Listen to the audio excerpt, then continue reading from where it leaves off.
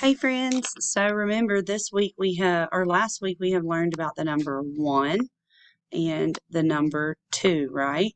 All right, so I am going to write a number and then I want you, or I'm going to show you how that would look in objects. All right, so if I write the number 1, then I'm going to show you what one block would look like. Ready?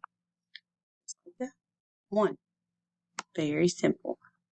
Even if I picked a different block and I put it in there, still this many is what 1 looks like, because whenever I'm going to be putting the objects in the circle, I'm going to count them.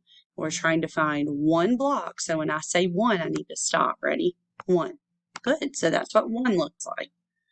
All right, let's try the number 2. Ready? See what 2 blocks looks like. All right, make a candy cane, give it a shoe. That's the way you make a 2. All right.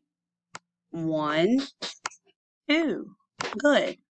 Remember, even if I pick 2 different blocks, 1, 2, it's still going to look the same. This is how 2 objects in a circle look. All right, so I want you to try to go get some Legos or some dolls or something, and I want you to make 2 of something, and then make 1 of something. All right, sweet friends, bye-bye.